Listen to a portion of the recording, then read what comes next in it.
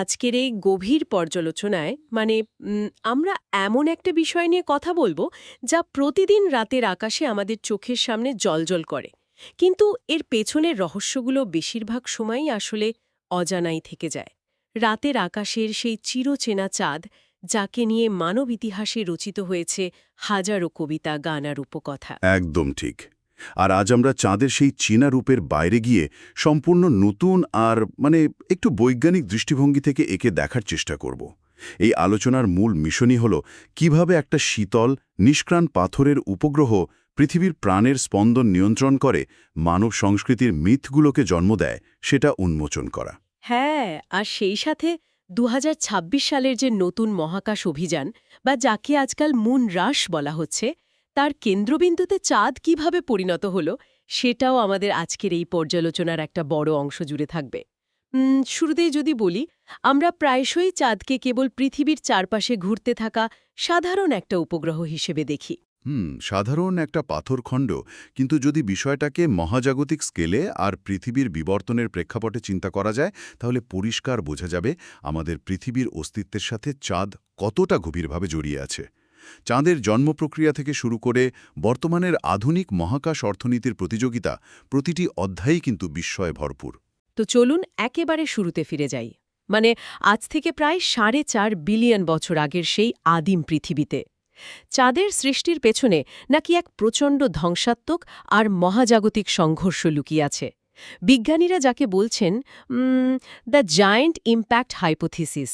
ঠিক, বলা হয়ে থাকে থেইয়া নামের মঙ্গল গ্রহের আকৃতির বিশাল একটা বস্তুর সাথে পৃথিবীর তীব্র সংঘর্ষ হয়েছিল। দাঁড়ান, মঙ্গল গ্রহের আকৃতির একটা বস্তু, এত বড় একটা গ্রহ যখন পৃথিবীর সাথে ধাক্কা খেল, তখন আদিম পৃথিবীটা পুরোপুরি চূর্ণবিচূর্ণ হয়ে গেল না কেন? এটা তো একটা স্বাভাবিক প্রশ্ন। হ্যাঁ, এর পেছনের পদার্থবিজ্ঞানটা আসলে বেশ চমৎকার। থেয়া সরাসরি পৃথিবীর একেবারে মাঝ বরাবর আঘাত করেনি। এটি ছিল একটি যাকে বলে গ্ল্যান্সিং ব্লো বা পাশ কাটানো ধাক্কা। অর্থাৎ থেয়া পৃথিবীর একপাশে প্রচণ্ড বেগে আছড়ে পড়েছিল। ও, সরাসরি হেড অন কলিশন ছিল না? একদমই না। কিন্তু এই পাশ কাটানো সংঘর্ষের মাত্রাও এতই বিশাল ছিল যে থেয়া নিজেই সম্পূর্ণ ধ্বংস হয়ে যায়, আর পৃথিবীর ভূত্বকের একটি বড় অংশ মহাকাশে ছিটকে পড়ে।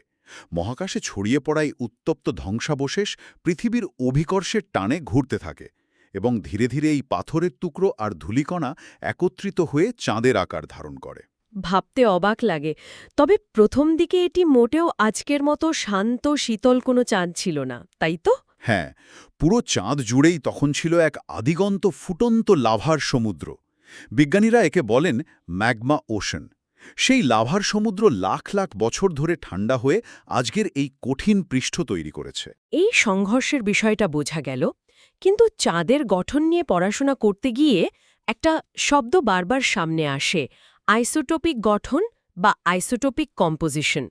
পৃথিবী এবং চাঁদের পাথরের নমুনার এই গঠন নাকি প্রায় হুবহু এক। এই জিনিসটা আসলে কি? খুব প্রাসঙ্গিক একটি পয়েন্ট। সহজ কথায় বলতে গেলে আইসোটোপিক গঠন হল কোনো বস্তুর রাসায়নিক আঙুলের ছাপ বা ফিঙ্গারপ্রিন্ট। মহাকাশের প্রতিটি গ্রহ বা গ্রহাণুর নিজস্ব একটি আলাদা রাসায়নিক সিগনেচার থাকে।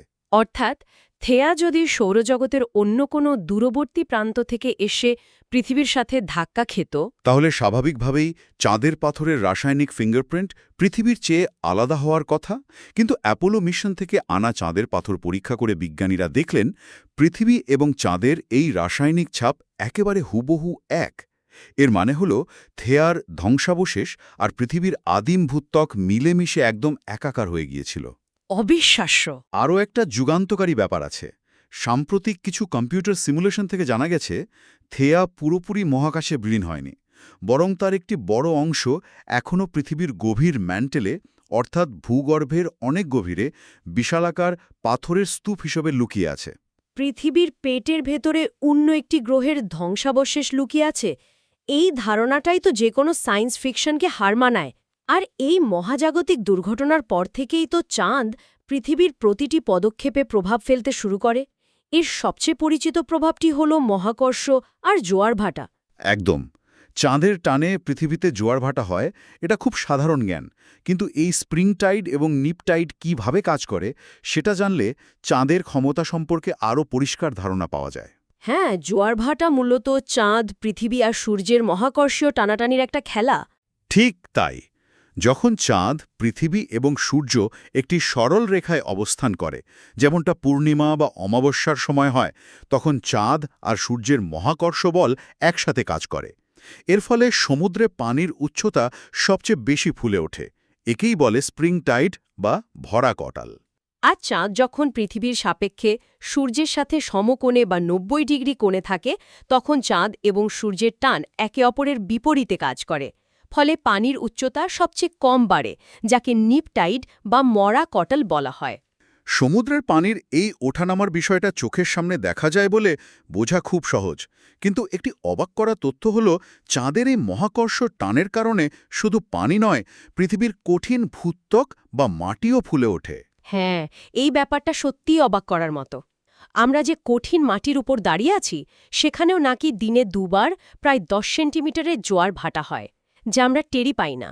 ঠিক একইভাবে পৃথিবীর টানে চাঁদের কঠিন পৃষ্ঠেও কিন্তু এমন পরিবর্তন ঘটে। মহাকর্ষের এই প্রভাব কেবল পাথর বা পানির মধ্যেই সীমাবদ্ধ নেই। জীববিজ্ঞানের সাথে চাঁদের সম্পর্কের কথা বললে বিস্ময়ের আরও অনেকগুলো দরজা খুলে যায়। বিজ্ঞানীরা একে বলেন সার্কালুনার রিদম। সার্কাডিয়ান রিদমের মতো। হ্যাঁ, যেমন সূর্যের আলো অনুযায়ী দিনরাতে সার্কাডিয়ান রিদম থাকে, তেমনি চাঁদের 28.5 দিনের চক্রের সাথেও অসংখ্য প্রাণীর জীবনচক্র শক্তভাবে বাঁধা। কোটি কোটি বছর ধরে প্রাণীগুলো চাঁদের আলো আর মহাকর্ষকে তাদের বেঁচে থাকার প্রধান হাতিয়ার হিসেবে ব্যবহার করে আসছে। এই সার্কালুনার রিদমের বেশ কিছু অদ্ভুত উদাহরণ আছে। যেমন ধরুন, স্যান্ডহপার নামের একটি সামুদ্রিক ছোট প্রাণী। এদের বৈজ্ঞানিক নাম হল ট্যালিট্রাস স্যালটিটর। এরা মূলত সমুদ্র সৈকতে থাকে, কিন্তু রাতের বেলা এই ছোট প্রাণীগুলো দিক নির্ণয় করে কিভাবে, সেটা একটা বিশাল রহস্য ছিল। প্রাণীজগতের নেভিগেশন সিস্টেমের এক অবিশ্বাস্য উদাহরণ এটি। এই স্যান্ড হপারগুলো দিনের বেলা সৈকতের ভেজা বালির নিচে লুকিয়ে থাকে, রাতে এরা খাবার খুঁজতে বেরোয়। কিন্তু সমুদ্র সৈকতের মতো জায়গায় রাতের বেলায় পথ হারানো মানেই মৃত্যু। হয় শুকনো বালিতে শুকিয়ে মারা যাবে, অথবা কোনো শিকারীর পেটে যাবে। ঠিক। আর এই বিপদ এড়াতে তারা চাঁদের অবস্থানকে একটা কম্পাস হিসাবে ব্যবহার করে। তাদের অ্যান্টেনায় এক ধরনের মুন কম্পাস থাকে। চাঁদের আলো এবং আকাশের কোণ হিসাব করে এরা নিখুঁতভাবে নিজেদের গর্ত থেকে বের হয়, খাবার সংগ্রহ করে আর আবার ঠিক জায়গায় ফিরে আসে। প্রকৃতির আর এক জাদুকরী কৌশল দেখা যায় উদ্ভিদের জগতেও। ভূমধ্যসাগরীয় অঞ্চলে এক প্রাচীন উদ্ভিদ আছে, যাকে উইপিং ট্রি বলা হয়।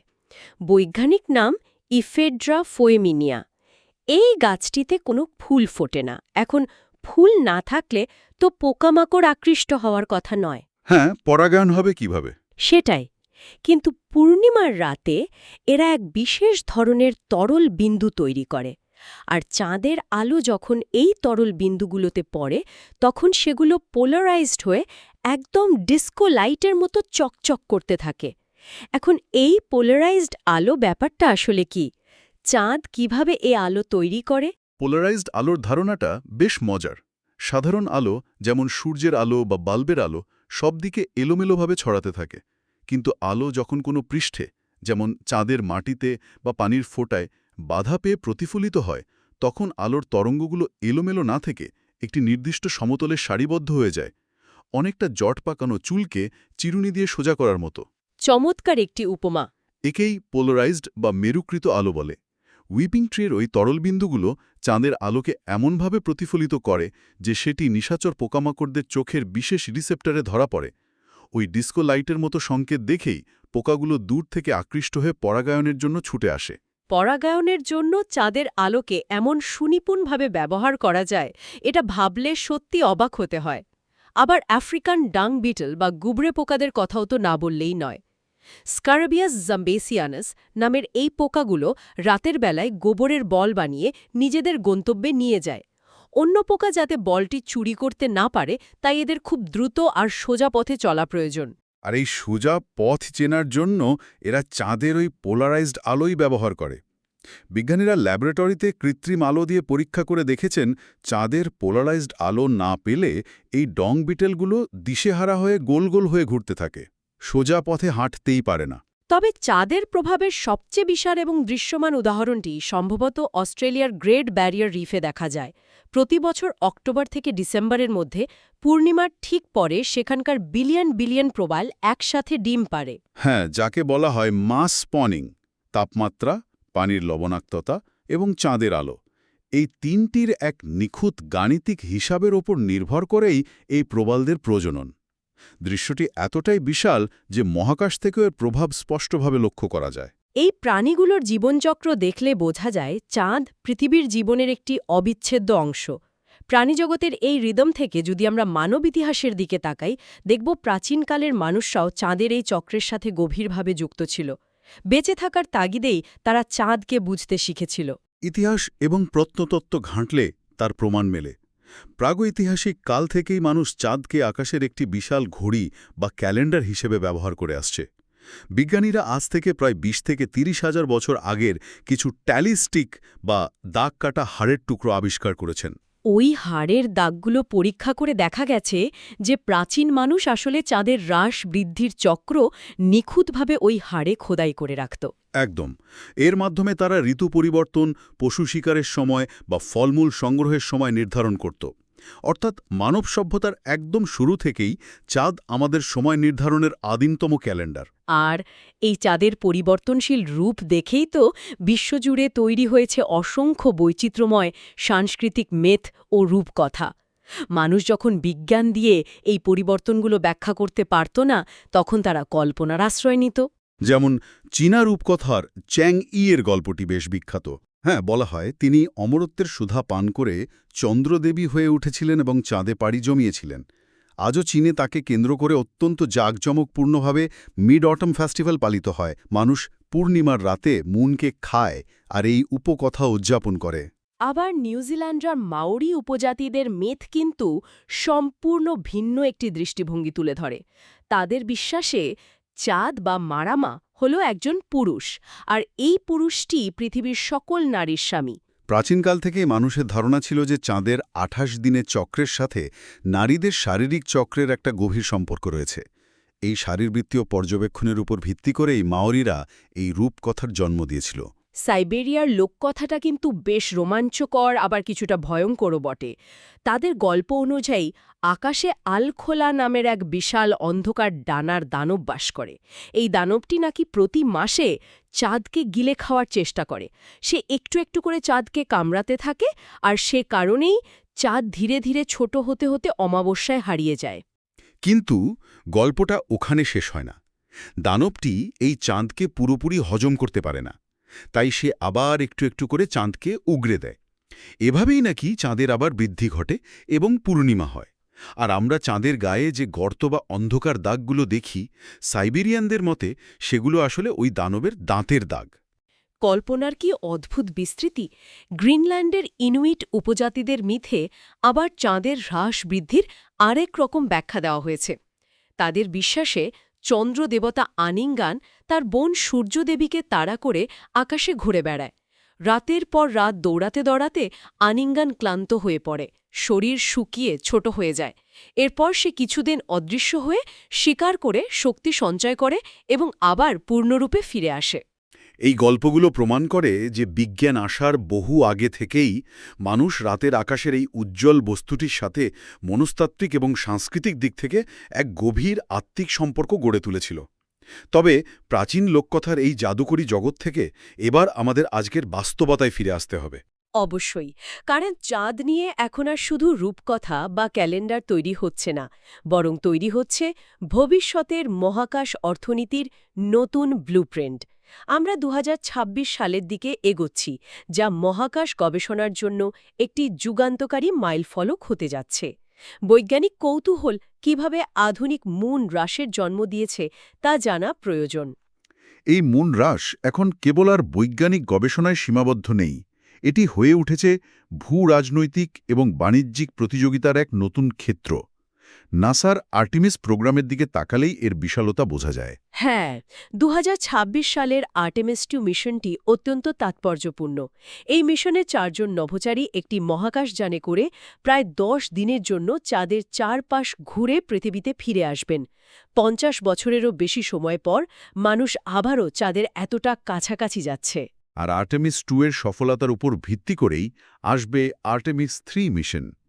এই মিশনে প্রথমবারের মতো স্পেসএক্স এবং ব্লু অরিজিনের তৈরি কমার্শিয়াল ল্যান্ডারগুলোর পরীক্ষামূলক উড্ডয়ন হবে। ব্লু অরিজিনের পাথফাইন্ডারের মতো যানগুলো চাঁদে অবতরণের জন্য যে প্রযুক্তি তৈরি করছে তা মূলত ভবিষ্যতের লুনার বেস বা চাঁদে স্থায়ী কলোনি তৈরির প্রথম ধাপ। বাণিজ্যিক মহাকাশযানগুলো চাঁদে দীর্ঘস্থায়ী উপস্থিতি গড়ার জন্য কাজ করছে। তবে এই প্রতিযোগিতায় চীনের লক্ষ্য কিন্তু অনেক সুদূর প্রসারী। এই বছরের দ্বিতীয়ার্ধে তাদের চ্যাংই 7 মিশন চাঁদের দক্ষিণ মেরুতে রোবোটিক যান নামানোর পরিকল্পনা করেছে। কিন্তু একটা প্রশ্ন জাগতে পারে, চাঁদের দক্ষিণ মেরু এখন সবার এত আগ্রহের কেন্দ্রবিন্দু কেন? সেখানে তো সূর্যের আলো ঠিকমতো পৌঁছায়ই না। ঠিক ওই অন্ধকার গহ্বরগুলোতেই লুকিয়ে আছে আগামী শতাব্দীর সবচেয়ে মূল্যবান সম্পদ, জলের বরফ বা ওয়াটার আইস। চাঁদের দক্ষিণ মেরুর গভীর খাদগুলোতে কোটি কোটি বছর ধরে সূর্যের আলো পৌঁছায়নি, ফলে সেখানে জমাট বাঁধা বরফ রয়ে গেছে। কিন্তু এই জল কেন এত গুরুত্বপূর্ণ? জল মানে তো কেবল নভোচারীদের পান করার জল নয়, তাই না? একদমই না। জল বা H2O-কে রাসায়নিকভাবে ভেঙে হাইড্রোজেন এবং অক্সিজেন তৈরি করা যায়। আর এই তরল হাইড্রোজেন এবং অক্সিজেন হল রকেটের সবচেয়ে উৎকৃষ্ট জ্বালানি। তার মানে চাঁদকে ভবিষ্যতে একটি ইন্টারস্টেলার গ্যাস স্টেশন বা মহাকাশ রিফিউলিং স্টেশন হিসাবে ব্যবহার করার পরিকল্পনা চলছে। নিখুঁত উপসংহার। যে দেশ বা প্রতিষ্ঠান এই জলের খনি আবিষ্কার ও উত্তোলন করতে পারবে তারা ভবিষ্যতের মহাকাশ যাত্রায় বিশাল সুবিধাজনক অবস্থানে থাকবে। পৃথিবী থেকে বিপুল পরিমাণ জ্বালানি বহন করে মঙ্গল গ্রহে যাওয়ার চেয়ে চাঁদে থেমে সেখান থেকে জ্বালানি সংগ্রহ করে মঙ্গলের দিকে রওনা দেওয়াটা অর্থনৈতিক এবং প্রযুক্তিগতভাবে অনেক বেশি কার্যকর। আমরা সত্যি এমন এক ভবিষ্যতের দ্বারপ্রান্তে দাঁড়িয়ে আছি যেখানে চাঁদে মানুষের একটি স্থায়ী স্টেশন থাকবে। পুরো আলোচনার সারসংক্ষেপ টানলে একটি বিষয় খুব স্পষ্টভাবে ফুটে ওঠে, চাঁদ কেবল রাতের আকাশে আলো ছড়ানো কোনো রোম্যান্টিক বস্তু নয়। আমরা দেখলাম কিভাবে মহাজাগতিক এক সংঘর্ষ পৃথিবীর বুকে থেয়ার ধ্বংসাবশেষ আর আকাশে চাঁদের জন্ম দিল। জানলাম কিভাবে এই উপগ্রহটি মহাসাগরের জোয়ারভাটা থেকে শুরু করে প্রাণীজগতের জীবনের দিক নির্দেশনা দিচ্ছে। মানব সভ্যতার মিথোলজিতে চাঁদের প্রভাব দেখলাম। আর সবশেষে জানলাম এই চাঁদই হতে যাচ্ছে মানবজাতির আগামী দিনের মহাকাশ অভিযানের প্রধান প্রবেশদ্বার। এই আলোচনা শেষে মহাজাগতিক সময়ের স্কেলে একটি তাত্ত্বিক কিন্তু অত্যন্ত কৌতূহলোদ্দীপক বৈজ্ঞানিক সম্ভাবনার কথা না বললেই নয়। আমরা আগেই জেনেছি যে জোয়ার ভাটার কারণে পৃথিবীর সমুদ্র এবং ভূত্বকের ওপর যে মহাকর্ষীয় ঘর্ষণ তৈরি হয় তার ফলে পৃথিবীর ঘূর্ণনগতি খুব ধীরে ধীরে কমে যাচ্ছে। হ্যাঁ, আর এর প্রতিক্রিয়া হিসেবে চাঁদ প্রতি বছর পৃথিবী থেকে প্রায় ৩৮ মিলিমিটার করে দূরে সরে যাচ্ছে। প্রতি বছর ৩৮ মিলিমিটার। শুনতে খুব সামান্য মনে হলেও কোটি কোটি বছরের স্কেলে এটি তো বিশাল পরিবর্তন আনবে। ঠিক তাই। বিজ্ঞানীরা হিসেব করে দেখেছেন যে এই প্রক্রিয়া যদি চলতে থাকে তবে আজ থেকে প্রায় ৫০ বিলিয়ন বছর পর এমন একদিন আসতে পারে যখন পৃথিবীর নিজ অক্ষের উপর একবার ঘুরতে যে সময় লাগবে চাঁদেরও পৃথিবীর চারদিকে একবার ঘুরে আসতে ঠিক একই সময় লাগবে। বিজ্ঞানের ভাষায় একে বলা হয় টাইডাল লকিং বা মহাজাগতিক লক হয়ে যাওয়া। চাঁদের ক্ষেত্রে এটি ইতিমধ্যেই ঘটে গেছে, যে কারণে আমরা সব সময় চাঁদের একটি পৃষ্ঠই দেখতে পাই। একদম। কিন্তু ভবিষ্যতে পৃথিবীও চাঁদের সাথে টাইডালি লকড হয়ে যেতে পারে। এমন একটি ভবিষ্যতের কথা কল্পনা করা সত্যি বিস্ময়কর। সেই সময় পৃথিবীর একদিকের অর্ধেক মানুষ হয়তো চাঁদকে আকাশের একটি নির্দিষ্ট জায়গায় চিরকাল স্থির হয়ে থাকতে দেখবে। দিনের পর দিন, বছরের পর বছর চাঁদ একই জায়গায় দাঁড়িয়ে থাকবে। আর সবচেয়ে চমকপ্রদ ব্যাপার হলো পৃথিবীর অপর পৃষ্ঠের মানুষ তাদের জীবনে কখনোই কোনোদিন চাঁদের দেখা পাবে না। ঠিক যেমনটা আজ আমরা সাইবেরিয়া বা মাউরিদের মিথ হিসেবে শুনলাম। মহাজাগতিক এই অনন্ত বিস্ময় এবং সম্ভাবনার গভীর চিন্তার রেশ রেখেই আমাদের আজকের এই গভীর পর্যালোচনা এখানে শেষ করছি। অসীম মহাকাশের এমনই কোনো নতুন রহস্য নিয়ে আগামীতে আবারও আমাদের বৈজ্ঞানিক অন্বেষণ চলবে।